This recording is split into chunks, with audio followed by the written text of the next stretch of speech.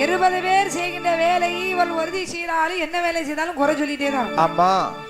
என்ன கொடுமையான் செய்து வருகிறாள். என்ன வியர்த்தாலும் குளிக்க விடாள், வெற்றிலையும் தின்ன விடாள்.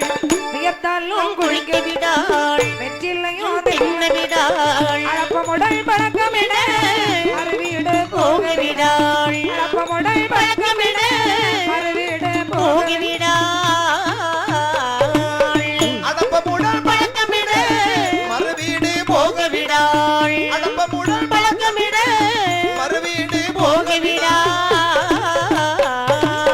நித்திரையும் பண்ண விடாள், நிறைய சோறு உண்ண விடாள். நித்திரையும் பண்ண விடாள், நிறைய சோறு உண்ண விடாள். சடைத்ததென்று இருக்க விடாள், அலைகோரி முடிய விடாள். சடைத்ததென்று இருக்க விடாள், அலைகோரி முடிய விடாள்.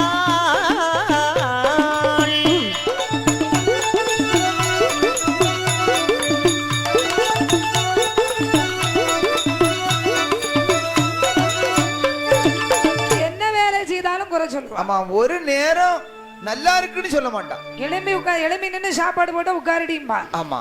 உட்கார்ந்து சாப்பாடு போட்டா எலும்பு நில்லுடியும்பா. ஆமா. என்ன வேலை செய்தாலும் குறை சொல்வதே இவளுடைய வேலை. பசிக்குதுன்னு சொல்லி கொஞ்சம் நிறைய சோறு சாப்பிட விட மாட்டான். அந்த வேலையிலேயே என்ன 20 பேர் செய்கின்ற வேலையை உறுதி செய்தாலும் இவள் உறுதி செய்து வந்தாலும் கொடுமை மேல் கொடுமை செய்தாள். அப்படி பார்த்தார் பகவான். ஆமா. 12 வருடமாக என்ன பார்த்தான ஆண்டவராகிய சிவபெருமான். அப்படி பெண்ணுக்கு பெண்ணே துணை, கண்ணுக்கு மையே துணை என்று சொல்லுவார். ஆமா. அப்படிப்பட்ட இந்த பெயரிலிருந்து அழகான உலகத்திலே சரி ஒரு பெண்ணை அடிமை வேலை செய்து கொண்டிருக்கிறார். ஆமா. ஆகியாலி சரி தெய்வ கண்ணுக்கு நல்லதோர் வழிகாட்ட வேண்டும் என்று சொல்லி ஆண்டவராகிய சிவபெருமான் சரி ஆண்டி வண்டாரம் போல் வேடம் கொண்டு நேர வந்து அண்ணன் கேட்கிறார். ஆமா. எப்படி கேட்கிறார்? எப்படி? ஏ அம்மா நாகக்கண்ணே நாகக்கண்ணே பையர் பசிக்கு கும்பி கொதிக்கி அம்மா நாகக்கண்ணி நாகக்கண்ணி பையர் பசிக்கு கும்பி கொதிக்கி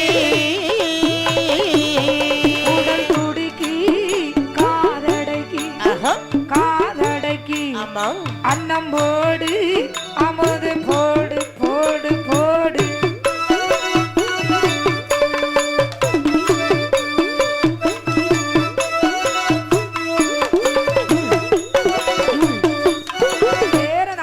வீட்டு முன்னாடி வந்து அண்ணன் கேட்கிறேன். அம்மா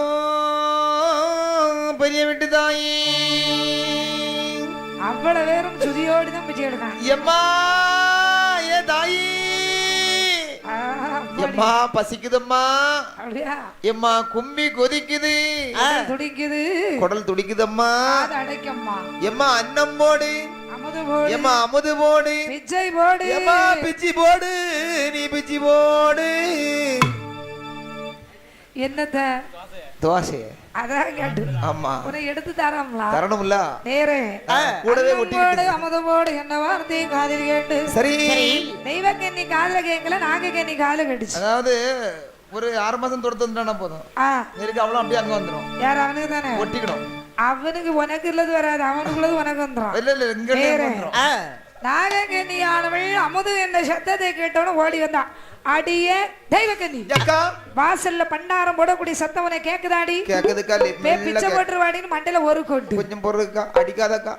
ஏற கிண்ணத்தில் அமுதெடுத்து எண்ணத்தை அன்னத்தில் வைத்து நேர வந்துகிட்டே இருக்கிறான் இந்த தெய்வக்கனி. நினைக்கிறான் எத்தனையோ பிறவி பெற்று இழைத்திடும் தீமை எல்லாம், எத்தனையோ பிறவி இழைத்திடும் தீமை எல்லாம், இப்பிறவி ஒன்று பெற்றி அத்தனையும் முடித்து விட்டு, இப்பிறவி ஒன்று பெற்றி அத்தனையும் முடித்து விட்டு. எத்தனைய பிறவி பெற்று இழைத்திடும் தீமை எல்லாம், எத்தனைய பிறவி பெற்று இழைத்திடும் தீமை எல்லாம், இப்பிறவி ஒன்று பெற்று அத்தனையும் முடித்து விட்டு, அத்தனையும் முடித்து விட்டு. எனக்கு இந்த பிறவி வேண்டாம்,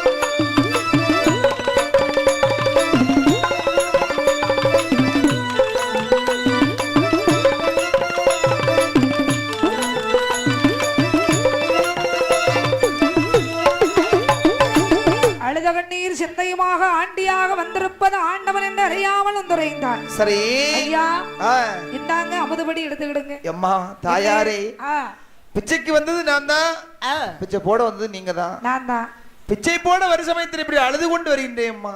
ஆஹா, அழுது பிச்சை இட்டால் அரணுக்கு ஏற்காது, தொழுது பிச்சை இட்டாலும் சுரக்கூடை விரும்பித்தல் ஆகையால் அழுத வகை காரணம் ஏதென்று என்கிட்ட சொன்னா என்னால ஆக மட்டும் முடிஞ்ச வரைக்கும் தீர்த்து வைப்பேன். யார் உங்களால? ஆமா, பிரச்சனையை தீர்த்துருவீங்க. ஆமா எம்மா, நான் பஞ்சத்துக்கு ஆண்டி நினைக்காதே, பரதேசி பரம்பரையே பண்டாரம் தான். அந்த நாளிலே இதே பழக்கம். ஆமா ஆமா அப்படியா? ஆகையால் முன்னோர்களை கேட்டீங்கன்னா தலை தெரிஞ்சு யார் உங்க கதை தானே, தெரிஞ்ச வரைக்கும் போதும்.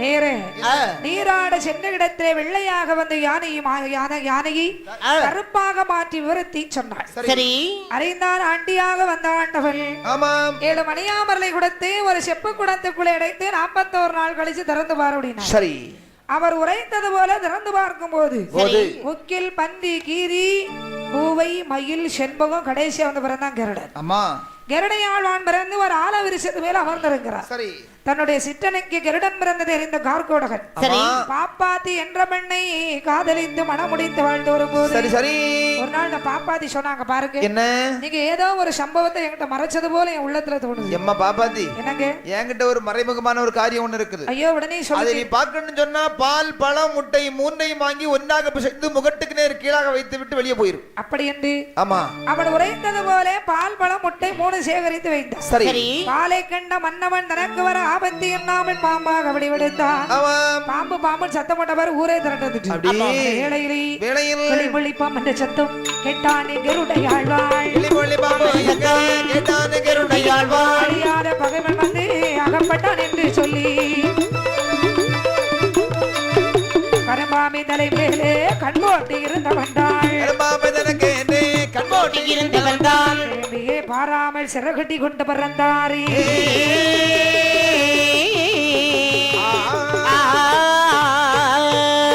இப்படி தாய்க்கு துரோகம் செய்த தமையனாகிய கார்கோடகனை கொண்டு தெய்வக்கண்ணியுடைய சிறையை தீர்ந்து கைலாசமலையில் கருடன் வரும் பொழுது ஆண்டவன் உரைக்கிறான், கருடா எங்கள் அத்தான் ஸ்ரீமன் நாராயணமூர்த்தி அழைத்து வாய் என்று சொல்ல பால்கடலில் பள்ளி கொண்ட பரந்தாமன் அழைத்து கொண்டு கைலாசமலைக்கு வர்றார்.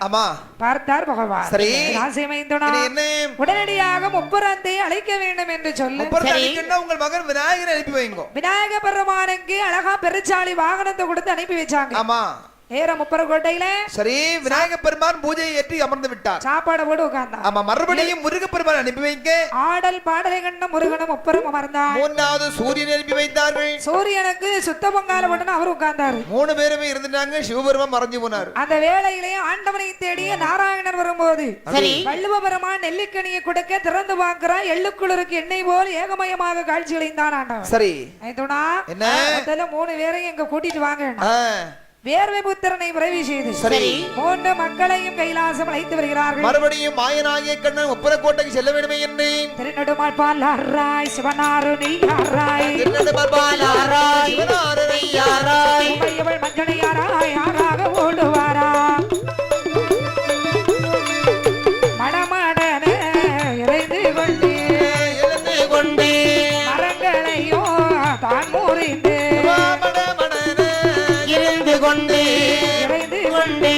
மரங்களையோ தான் முறைந்து கடல் உடைத்து வருவது போல் நாட்டாஜி வெள்ளம் வர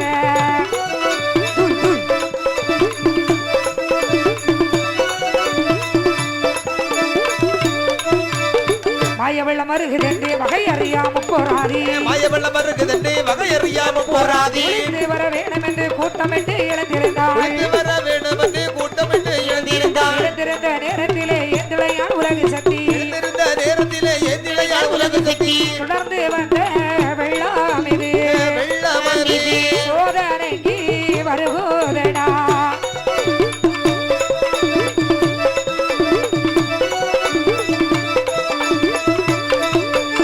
அடர்ந்து சென்று தான் கோழைந்து விளையாடாதே என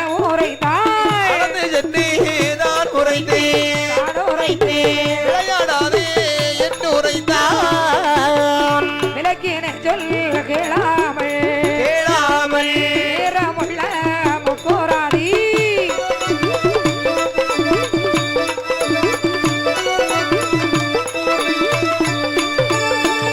கோரத்தை அழிக்கவென்று நாயம் பெருமாள் ஒரு கோலம் கொண்டாரே